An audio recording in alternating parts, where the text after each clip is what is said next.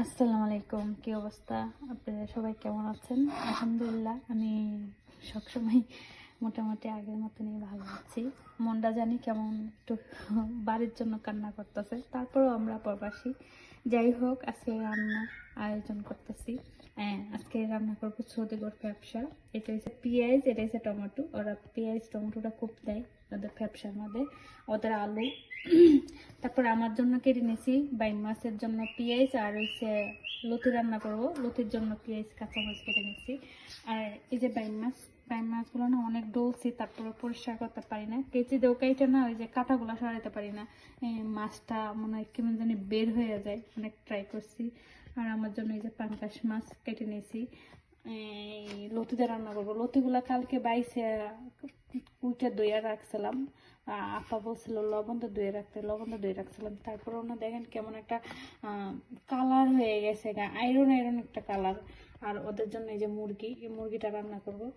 তো দেখেন আমি রান্না শুরু করি। আমি দিয়ে দেবো তেল দিয়ে দিচ্ছি।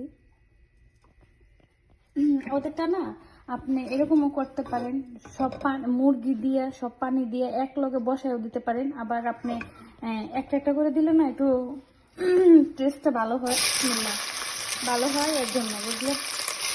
তো দেখা যাক কিরকম হয়।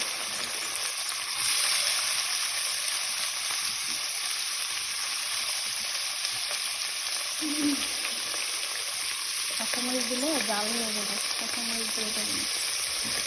এরকম খাইতে আর জালটা পছন্দ করে না।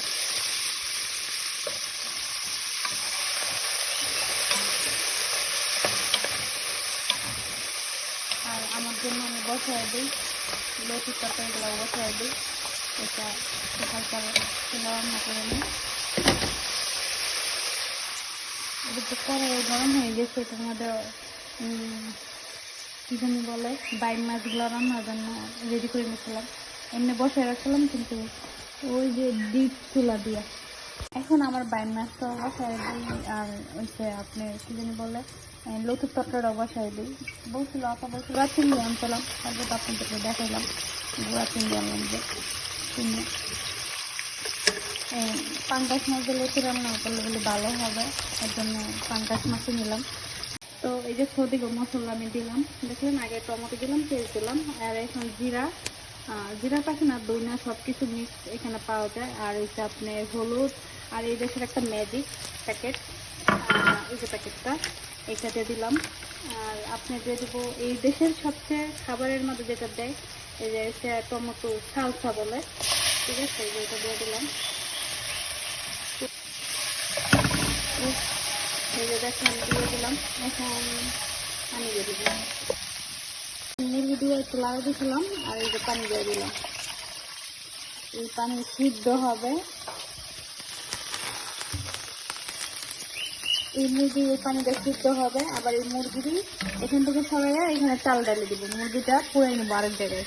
এই যে আলুগুলো দিয়ে দিলাম, আলুগুলো দিয়ে কেটে নিচ্ছিলাম। আর এই যে এখানে বলে না কি বলে কুচানা যারা। আর এই যে বাইন মাছেরটা কেটে নিচ্ছিলাম, এটা পেস্টটা হয়ে গেছে। একটু ভালো মতন কষাইয়া পানি দিয়া তারপরে নামায়া নিব অনেক।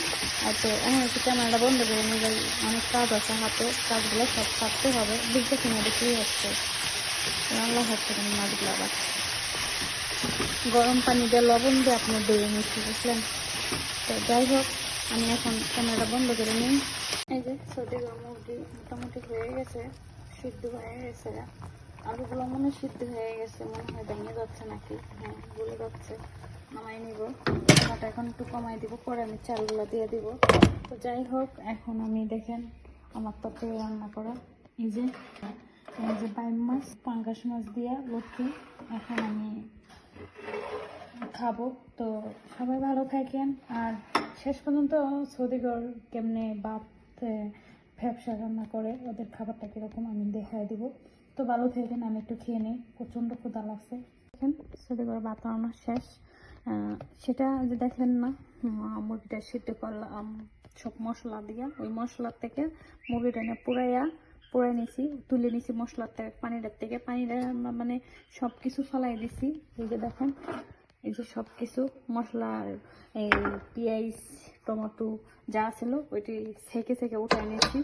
তারপরে ওই পানিটার মধ্যে চালগুলো দিয়া এই যে ভাত হয়ে গেছে। আর এই যে মুরগিটা দিয়ে দিলাম, বিসমিল্লাহ। আর এই যে দেখেন আলুগুলা, আর এই যে মিষ্টি কুমড়াগুলা, ওরা এগুলো এভাবেই খায়, এভাবেও খায় মানে সবজি এমনি লবণ টবণ মশলা দিয়া এমনি সবজি করেও খায়। এই যে দিয়ে দিলাম। আর এই যে এই জিনিসটা খায় ওরা অনেক, এটাও দিয়ে দিলাম। এই যে ওদের রান্না করা। তো এখন আমার এই যে পরিবেশন হয়ে গেছে এদের ভাত। এটা হচ্ছে সত্যের খাবার, বুঝতে পেরেছেন? সবাই ভালো থাকবেন।